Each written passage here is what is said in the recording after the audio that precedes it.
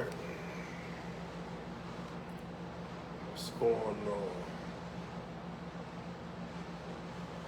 So, all right, check it. Last night, I went to a meeting and I picked up one of these. Right? So now I'm part of the club. Part of the club. If you know, you know. But I'm doing this live because I want to share with y'all, man. I want to share with y'all one of the most important lessons that I've learned thus far. Let me get my setup right here. You know.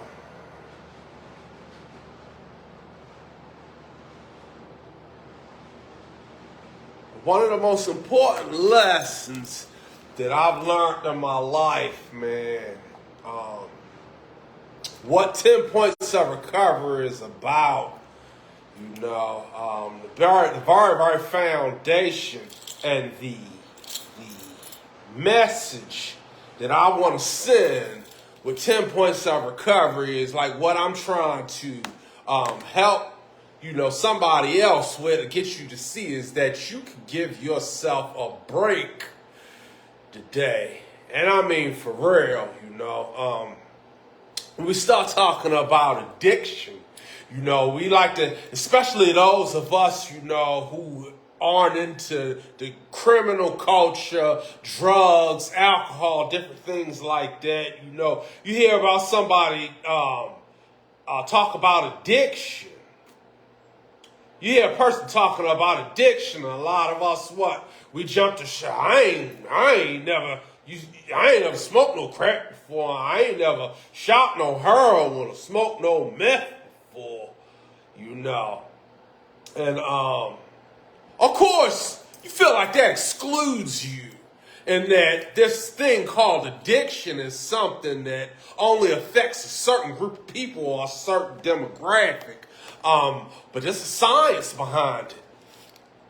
It's a whole science behind it. The science of addiction is the science of one. You know, it's the science of one. You know, and yeah, man, I want to share this thing with you because, and the reason why I wrote the book and everything is because in this last 2 years, man, I've accomplished more. I think I've accomplished more in the last 2 years than I have ever. For a long time, I went through life trying to prove, you know, some things. I especially thought that I had to prove something to some people that I kept close to me, that I felt I needed validation from. And that's that want, right? You know. And so I spent a long time wanting, trying to prove. And the whole while, my actual purpose, it was like it was sitting beside me somewhere just looking, just watching, right? That purpose, and we all have one. We all got a purpose in life. And so, you know, some of us think we lost our purpose. We give up on our dreams. We think it don't matter. But that's not true, because my purpose sat and watched me, even though I denied it, you know, because I listened, man. I listen to people, but see, here's the thing, you know, there's people out there that are trying to make you believe and trying to make you buy into the idea that love is cold, love is callous, you know, because they telling you the truth, you know. They give you this cold, hard reality, and they say, that's love, you know, I'm hold you down. And they also have you to believe that love is not support. Love is not uplifting. Love does not make you feel good within yourself, but make you feel motivated to get up and go do what you're naturally inclined to do, because they want to give you what's called this tough love, And that's a lie. There ain't no such thing as tough love. What they're doing is they're giving you their doubts. They'll say, I'm just being honest with you, but what they're being is honest about how they really feel about you, right? And a lot of us, we spend our whole lives around this kind of influence. And what this does is it takes you outside. It takes you away from your purpose. And a lot of times we can get so wrapped up. You get so wrapped up in that you feel like you have to prove, right? That wanting a validation because, that's your man or that's your fam. And they done gave you this cold, hard truth, this tough love. And so now you got to prove to them that you're worthy, that you're capable, that you can do all these things, man. Well, when it came to me, man, for a long time in my life, there was always people outside of my circle, that would tell me these amazing things like, how gifted, how talented, how insightful, all these things that I was, man. I mean, like, I moved to the Outer Banks, North Carolina when I was in my early 30s.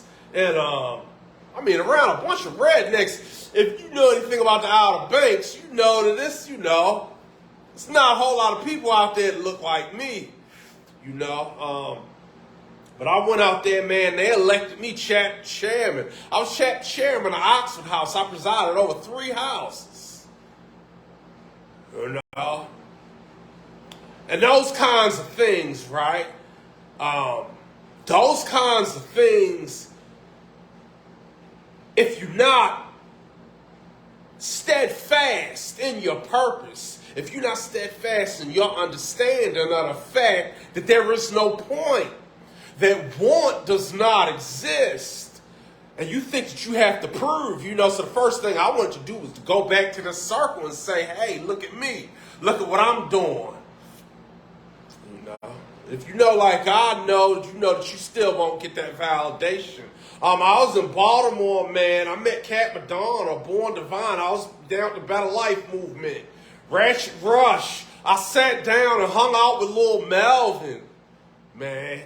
I had my foot right there in the door. I was right there looking at stardom. I could have went on Rock the Bells tour, But that was not enough, Even though these outside influences, these people just meet me and they seeing this talent and all these things that I have to give, that's not what's important. When you have want, when you're not steadfast in that purpose, I wanted to take that back, and show that. Look at me, look at my worth, It's like, what a waste. What a waste,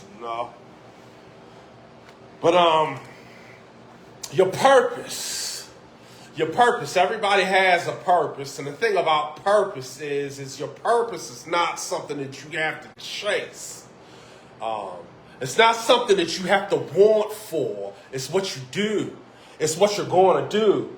And so if you can get rid of that want, if you can get rid of that need of thinking that you have to take something that exists outside of self in order to fix something that's going on inside, it's when you can fall in line with that purpose.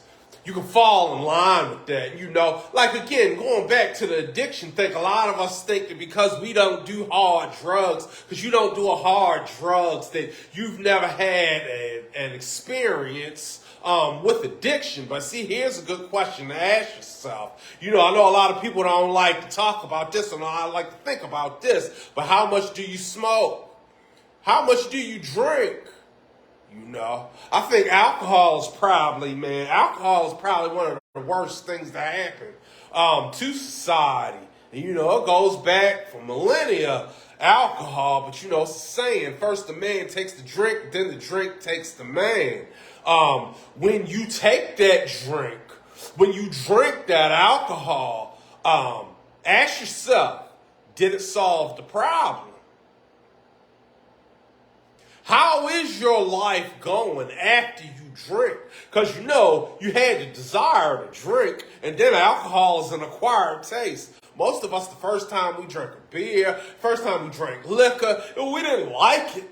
It's something that you had to learn to become accustomed to, right? And so now you had the desire to drink. So after you take that drink, what's your problems like?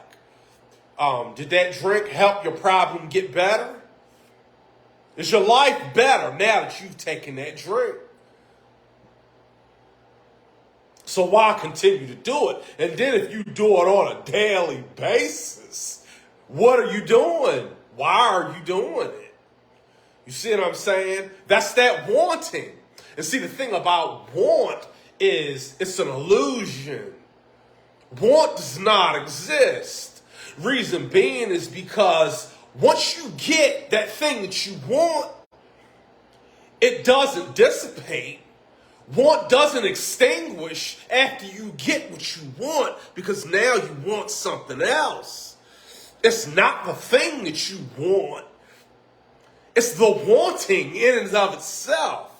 And that's the basis of addiction. So you talk about marijuana. We talk about this marijuana. We say legalize it. And on the surface, yeah, Of course, marijuana ain't never hurt nobody, but it destroys ambition. Okay, and so you got to ask yourself, because just like the alcohol, the first time you took that hit of that joint, first time you smoked that herb, it wasn't enjoyable. You probably coughed. It irritated your throat, right? And then you smoke it, and a lot of times you smoke this weed, and a lot of times it makes you paranoid. And all these different things you go through. It's like you go through a whole minutia, menagerie worth of shit after you smoke this marijuana. And, we become accustomed to it. We like it. Okay, I used to smoke weed too. I used to like smoke weed and freestyle and stuff like that, right? But you got to ask yourself, after you smoke that marijuana, did it enhance your life? What did it make better? Right? What did it make better in your life? And furthermore, if you don't understand what the physical composition is and how miraculous the human body is, then why are you reaching for an outside substance to cure something that's going on inside? And see, also when it comes to the science of addiction, and we look at, you just scroll through your friends list, scroll down your timeline on social media, listen to some of the people and notice how some people always have a problem. And you can look at their problems a lot of times. You can see the simple solution to what's going on with them.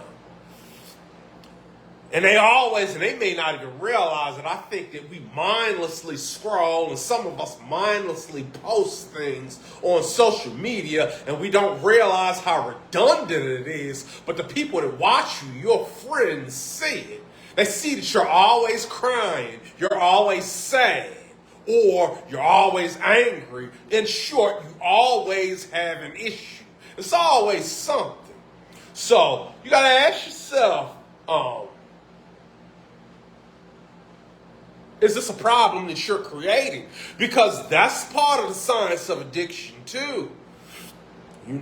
We start talking about addiction and we get into these problems. Well, once you find a vice, once you find something outside yourself that you can put into yourself, like a drink, a smoke, a hard drug, or sex, anger, sadness, people, thinking you need to have people with you, or you need to have things, food, clothes, whatever these things, and you find this as something that you feel can help you, or something that can cure, or that can solve an issue, right?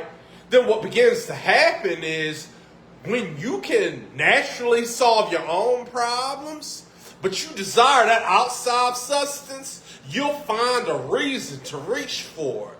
And so people you create your own problems. You wonder why, oh, my so-and-so dead now, and oh, these people don't like me, and oh, this happened, and now that happened, and oh, poor me, boo-hoo, poor me, pour me a drink. But that's the science. That's the science of wanting. That's not really the want. I mean, it's not really the thing. It's the wanting in and of itself. And so, a lot of us, we like to exclude ourselves from addiction. And we like to say, but addiction touches everybody. Addiction touches everybody on the planet. I mean, you really have to be able to, with all the vices, especially in the modern world, you really have to go through a study, gain some real understanding to understand the fact that you already have everything you need.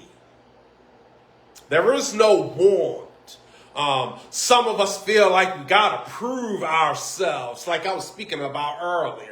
We say so much more than we have to say in conversation, and then we feel bad about things. We just can't accept something good. We feel guilty when good things happen, don't we? Sometimes, and it's that explanation. Well, that's that wanting, And so 10 Points of Recovery, man, it's about that. It's about helping you understand, to get to the root of the problem and realizing that there is no want. Everything that you have, you already exists inside you. You can make it. You can do it, And so once you understand that, and once you can fall in line with your purpose, you can give yourself a break. You can give yourself a break, like for real. You don't have to fight. You don't have to prove anything. People gonna say what they're gonna say. There ain't really no point in trying to force your opinions or correct people. They want to believe certain things. They want to believe that, whatever. You can let them have that.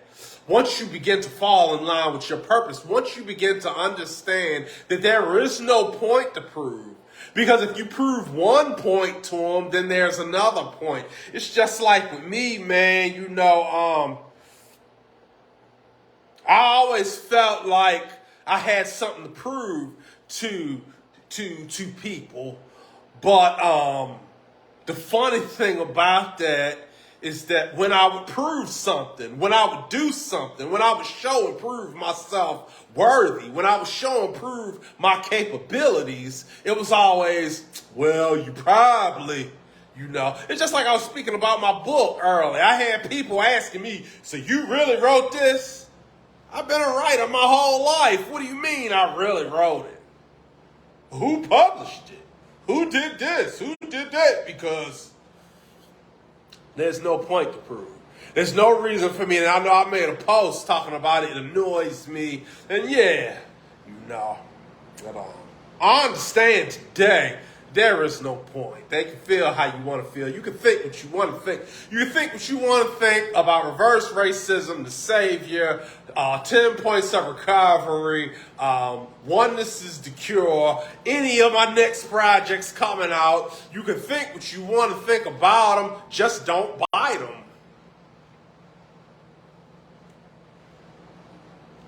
Yeah, bite them and find out, right? If you bite them, if you try to take one of my ideas and use it as your own, I really, really hope it all works out for you.